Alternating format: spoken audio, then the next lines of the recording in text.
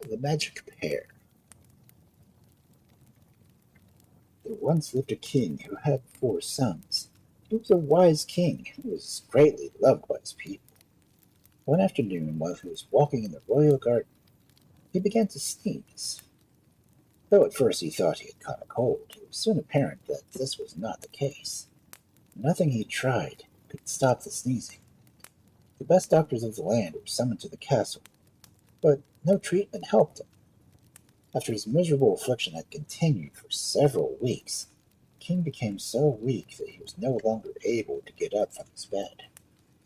On the very day that the doctors had given up all hope, an old gypsy appeared at the palace.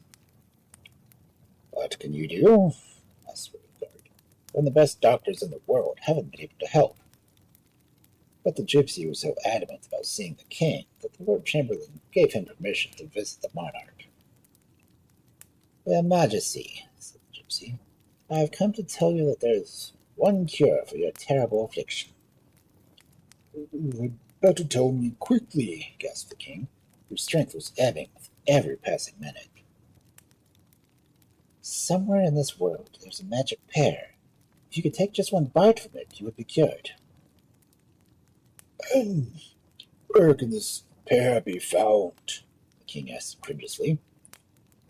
"That I cannot tell you," answered the gypsy. "However, I can assure you that if you send your 4 sons in search of it, one of them will find it."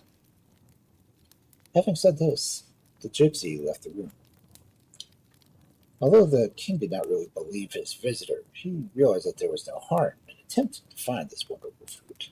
Hence he called for his 4 sons. "My sons," he said between sneezes, "I am told somewhere in this world there's a magic pear that can cure me. I ask that you find it for me. Whoever brings it back shall become heir to my kingdom." The 3 oldest sons were not pleased to hear this. They were lazy fellows who did not like the idea of having to make a long and tiring trip. However, the youngest son was delighted to hear that there might be yet a cure for their father. But the very same day, all 4 set out in search of the miraculous pear. The first brother rode towards the north, the second to the south, the third to the west, and the youngest towards the east. The oldest had traveled for nearly a week when he came to a land he had never seen before. It was a desolate country. No were houses or people to be seen. Just as he was wondering if he should turn back, he saw a gypsy approaching from a distance.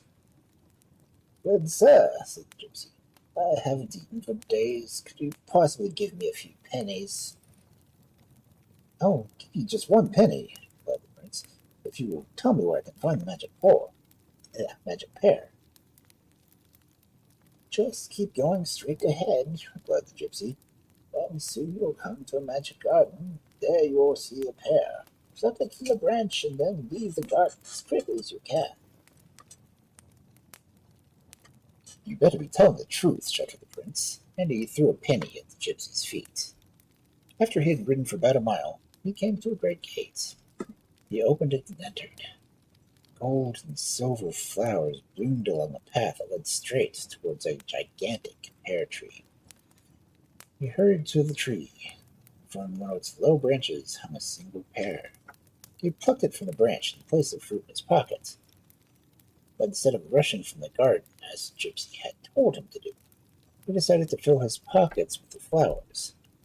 No sooner had he touched the first gold flower than a heavy sleep overwhelmed him, and when he woke, he saw that the gypsy was standing next to him. "You are not worthy of a king's son, therefore I will transform you into a raven. You shall keep this form until your father gets well." The gypsy then uttered some magic words, and the prince was immediately changed into a large, coal-black raven. A few days later, the second son, who had taken the southern route, met the same gypsy. When he was asked for some money, the proud and vain prince treated the gypsy no better than his brother had. But the gypsy told this son, too, about the magic garden, the special fruit. The prince did not succeed in leaving the garden with the healing fruit, as he also attempted to steal some of the gold and silver flowers. The gypsy then placed a similar curse on him, In a second, he was transformed into a coal-black raven. The third brother, who had traveled west, fared no better. Within an hour of having met the gypsy, he made the same mistake and was also changed into a raven. When the youngest son met the gypsy a few days later, he immediately dismounted from his horse. "I can see that you are hungry," he said. "Here, have some of my bread." And he gave the gypsy all the money he had in his pockets and continued on his way. He had not ridden 20 yards when he heard the gypsy calling, "Come back, young prince. I know that you are seeking, and there's very little time left. If your father does not take a bite from the pear today, all will be lost." And then he told the prince what he had done to obtain the fruit. Upon entering the garden, the prince rushed to the tree, plucked the pear from the branch, then turned round and, looking neither to his left nor to his right, made his way back to the gate. As soon as he was outside the garden, he saw that the gypsy was waiting. "Here, take this branch," said the gypsy. "After your father has eaten the pear, take a walk to the courtyard of the palace. 3 ravens will settle at your feet. Before they can fly away, touch them with this branch." Having said this, the gypsy placed a hand on the prince's forehead, and instantly the lad found himself outside his father's palace. He ran into the chamber and gave the king the pear.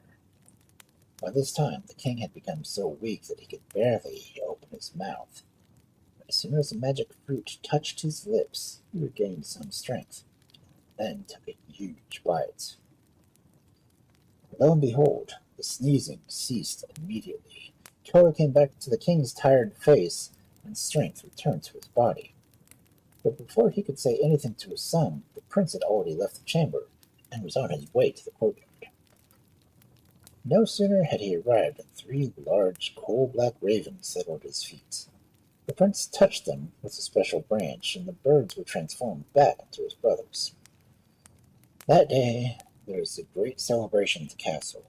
The king announced that his youngest son would be the heir to the kingdom, and even though the 3 older brothers were somewhat jealous, they were grateful that he had freed them from a terrible curse. When it came time for the prince to take charge of the kingdom, he appointed his brothers to positions of great importance. They, having learned their lesson, became fine and just administrators. But even today, in a remote section of northeastern Hungary, many peasants wonder whether they see large ravens flying over the wheat fields.